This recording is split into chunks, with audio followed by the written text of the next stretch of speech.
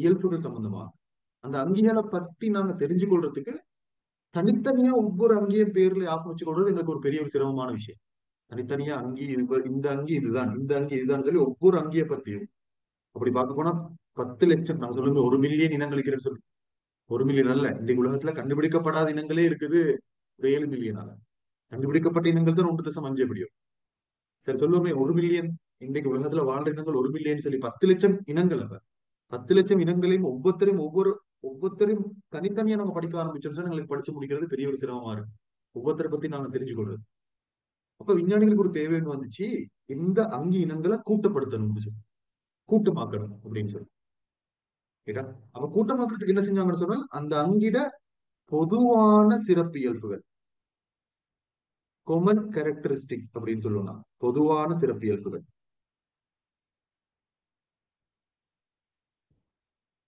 சரியா, common characteristics. அங்கிகளுக்கு பொதுவா இருக்கக்கூடிய கமனா இருக்கக்கூடிய விஷயங்களை ஒன்றா சேர்த்து அந்த அங்கேயே ஒரு கூட்டமா சேர்க்கிறேன். அது மாதிரி இன்னொரு பொதுவான சிறப்பியல்புகளை வச்சு அதை இன்னொரு கூட்டமா சேர்க்கிறேன். இப்படி பொதுவான சிறப்பியல்புகளை வச்சு அங்கிகளை கூட்டமா பாகுபடுத்த ஆரம்பிச்சாங்க. அதுக்குதான் சொல்ற வந்து அங்கிகளின் பாகுபாடு. பொதுவான சிறப்பியல்புகளின் படி அங்கிகளை கூட்டமா ஒழுங்குபடுத்துறது சொல்லக்கூடிய அந்த செய்முறைக்கு தான் நான் சொல்றேன் வந்து அங்கிகளின் பாகுபாடு. இது முதலாவது விஷயம். இது வந்து அங்கியல பாகுபாட இந்த ஆரம்பிச்சது பொது சிறப்பியல்புகளை வச்சு அங்கியல கூட்டம் கூட்டமா பிரிக்கிறது. இது உண்மையில ஆரம்பிச்சு வச்சது யாருன்னு சொன்னால் அரிஸ்டோட்டல் என்று சொல்லக்கூடிய ஒரு விஞ்ஞானி. இன்னைக்கு இருக்கிற ஆதாரத்தின்படி அவர் தான் அந்த பாகுபாடு முதலாவது செஞ்சதாக ஆதாரங்கள் இருக்குது. கேட்டா அங்கியல கூட்டப்படுத்தணும் அப்படின்னு சொல்லி. ஆனா இன்றைக்கு அந்த பாகுபாடு விருத்தி அடைஞ்சு எத்தனையோ முன்னேற்றங்களை கண்டிருக்கு. இன்றைக்கு எவ்வளவு தூரம் முன்னேறி இருக்குதுன்னு சொன்னா இந்த பாகுபாட்டுக்குண்டே ஒரு துறை வந்திருக்கு.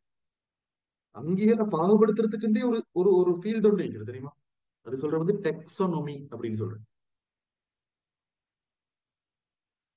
டெக்ஸோனோமி.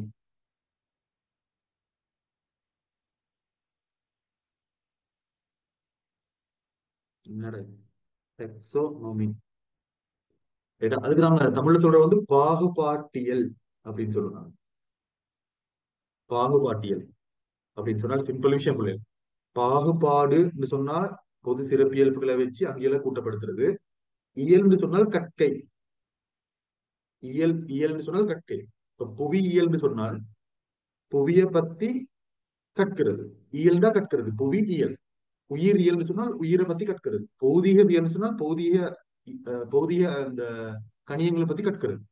இரசாயனவியல்னா இரசாயனத்தை பத்தி கற்கிறது. இயல்னு சொன்னால் கற்கிறது. அதே மாதிரிதான் பாகுபாட்டு என்று சொல்லக்கூடியது வந்து பாகுபாடை பத்தி கற்கிறது. அப்ப பாகுபாடை பத்தி கற்கிறேன்னு சொன்னால் இந்த மாதிரி விஷயங்கள் முதலாவது அங்கேயே இப்ப பாருங்க பாகுபாட்டியல்ல பாகுபாட்டியல்ல முக்கியமான விஷயம் அங்கேயெல்லாம் பாகுபடுத்துற விஷயம். அங்கேயெல்லாம் கூட்டம் கூட்டமா பிரிக்கிற ஒரு விஷயம் அதுல இருக்குது. ஆனா அது மட்டுமல்ல, எத்தனை விஷயங்கள் இருக்குதுன்னு சொன்னா பாருங்க, லிஸ்ட் பண்ணி தரேன் உங்களுக்கு. முதலாவது அங்கேயெல்லாம் பாகுபடுத்துறது. சரி, பாகுபாட்டியல்ல வரக்கூடிய விஷயங்களை முதலாவது அங்கேயெல்லாம் கூட்டம் கூட்டமா பிரிக்கிறது. ரெண்டாவது வந்து அந்த அங்கிகள் அதை இனம் காண்றது. இனம் காணுதல்னு சொன்னா என்ன? இனம் காணுதல் சொன்னால் ஒரு புதிய ஒரு அங்கி ஒன்று உலகத்துல கண்டுபிடிக்கப்படுதுன்னு சொன்னால் அந்த அங்கி எந்த கூட்டத்தை சேர்ந்தது. சரி, இப்ப ஏற்கனவே இப்போ முதலாவது வேலை நான் பாகுபாட்டியல முதலாவது வேலை நான் சொன்னவங்களுக்கு பாகுபடுத்துறது. அங்கிகளை பேரிராட்சியங்களா பிரிக்கிறது, அதுக்கு ஒரு ராட்சியங்களா பிரிக்கிறது. இப்ப இந்த பாகுபாட்டியல்னு சொல்லக்கூடிய துறையில முதலாவது பாகுபடுத்துறது. ரெண்டாவது ஒரு வேலை செய்வாங்கன்னு சொன்ன துறையில வந்து இந்த துறையை சார்ந்தவர்கள், சரி, டெக்ஸோனமிஸ்ட்னு சொல்றேன் நான் உங்களுக்கு. டெக்ஸோனமிஸ்ட் டெக்ஸோனமிஸ்ட் என்ன செய்வாங்கன்னு சொன்னா ஒரு அங்கி ஒன்று கண்டுபிடிக்கப்பட்ட அந்த அங்கியை இனம் காண்றது அப்படின்னு சொன்னா அந்த அங்கி எந்த கூட்டத்தை சேர்ந்தது அப்படின்னு சொல்லி. அப்ப நாங்க இப்ப கூட்டமா பிரிச்சுட்டு நான் வச்சுக்கிறேன். ஏற்கனவே பாகுபாடுன்னு சொல்லக்கூடிய வேலையில நான் கூட்டமா பிரிச்சு வச்சுக்கிறேன். ஒரு புதிய அங்கி ஒன்று கண்டுபிடிச்சோடனே அதை இனம் கண்டு அது இந்த அங்கிதான் சொல்லி இனம் கண்டு அதுல இயல்புகள் எல்லாத்தையும் பத்தி படிச்சு அதை ஒரு கூட்டத்துல சேர்க்கிறது. சரியா. அதே மாதிரி அந்த அங்கிக்கு பேர் வைக்கிறது. மூணாவது. நாலாவது அந்த அங்கியை பத்தி விவரிக்கிறது. இது வந்து பாகுபாட்டியல்ல வரக்கூடிய பாகுபாட்டியல்னு சொல்லக்கூடிய துறையில நடைபெறக்கூடிய செயல்முறை. சரியா. பாகுபாட்டுன்னு சொல்லக்கூடிய துறையில வெறுமனே பாகுபடுத்துறது மட்டுமல்ல, இனம் காட்டுறது, அது ஒரு அங்கிகளுக்கு பெயர் வைக்கிறது, அந்த அங்கிகளை பத்தி விவரிக்கிறது, இது எல்லாமே இந்த பாகுபாட்டு என்று சொல்லக்கூடிய துறையில நடைபெற்றுக் கொண்டிருக்கு.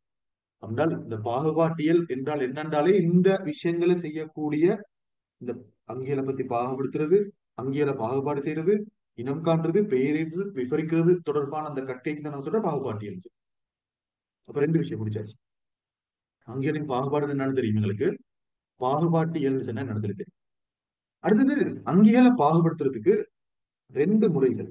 அங்கிகளின் பாகுபாடு சொல்லக்கூடியதுக்குள்ள இரண்டு முறைகள்ல மேற்கொள்ளப்படும். அங்கிகளின் பாகுபாடு என்று சொல்லக்கூடியது இரண்டு முறைகள்ல மேற்கொள்ளப்படுது. ஒன்று நாங்க சொல்ற வந்து செயற்கை முறை பாகுபாடு, இன்னொன்று நாங்க சொல்ற வந்து இயற்கை முறை பாகுபாடு. சரியா? ரைட். அப்ப நாங்க முதலாவது, இப்ப நான் இவ்வளவு நேரம் விளங்கப்படுத்தினதை ஃபீல் பண்ணி கொண்டு வருவோமா?